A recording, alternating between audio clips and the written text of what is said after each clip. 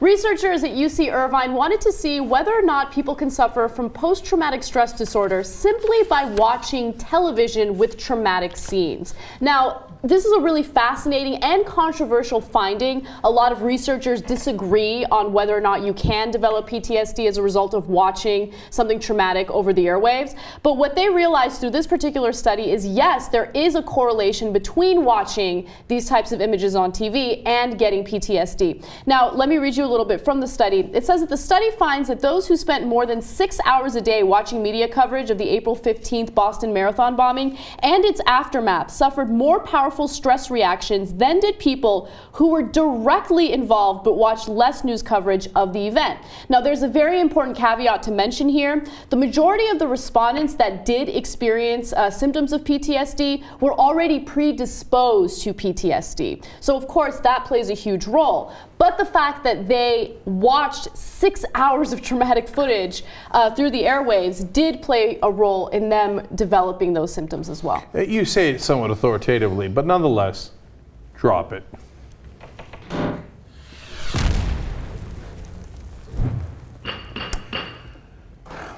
I'm starting out with not buying it. Okay. Okay. Look, I have a feeling, and then that feeling was honestly confirmed a little bit by what the rest of the study indicates, that people who want to get PTSD through the TV.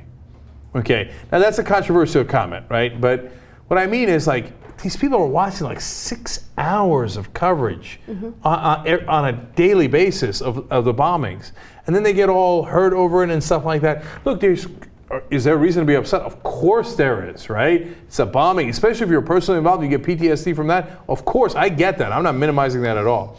But somebody's sitting there watching it for 6 hours so they can have these feelings of trauma, etc. They kind of want the trauma. They want drama in their lives. So I'm sure that people like that exist, people who actually experience that trauma firsthand, and then they will see news coverage of it, and then they'll watch it. And the researchers said that initially that might actually help them cope with the trauma that they experienced firsthand, but later it will contribute to a self-perpetuating circle of distress. So I thought that was also really interesting. See, that's what I'm talking about, yeah. Self-perpetuating cycle of distress. In other words, you did it to yourself. And in my experience, people do it to themselves largely because psychologically and usually unconsciously, that's what they wanted. Like, I know I lived with a guy who just created every drama in the world, would pay all of his bills late just so that he can get into fights with people to try to avoid the late fee. He sounds like a horrible individual. Like, not like a bad person, but like, I just wouldn't want to deal with that. I know. And so that these are, to me, I look at this study and I see the person looking at the camera like, oh my God, look at how terrible that is. Oh, it's terrible. Oh, it's traumatic. Yeah, that's because you wanted it. I know, but also, Jane, keep in mind, these are not people who willy-nilly sit around and watch 6 hours of footage because they want to. These are just the respondents who agreed to do the study, and the researchers, took a look at their behavior and their symptoms of PTSD after. So it's the researchers made them watch the 6 hours of footage, and they wanted to see if it did lead to symptoms of PTSD, and in this case it did, especially if they were already predisposed to it. So basically the researchers told them, you have a camera up your nose. Yeah, okay. Not really, but okay. Okay, all right. Let me go to more sensitive people in the world. Let's go to Jesus and JR, other members of the court here.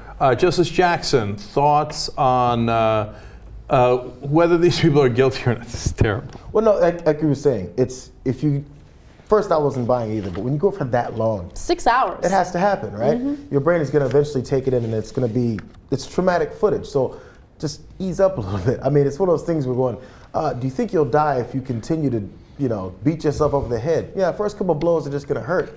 But if you do things too much, it's going to get to you, right? But so the other thing is, I think it may be, I don't know about the predisposed people, but you know how some people cry in theaters automatically? Like, even though we know it's fake, it's acting, but people actually have this emotional connection and stuff, and they cry. And other people don't. I think maybe there's a correlation with that. People who really get sucked into things, and it really digs deep in their heads, and they get affected by it. Yeah, unfortunately, I'm one of those people who cries at the movies. Like at the drop of a hat. I mean, like, if now that I get kids, if a son is decent to a dad or a dad is decent, all they gotta be is decent. Like, hey, how you doing, kiddo? I'm like, oh.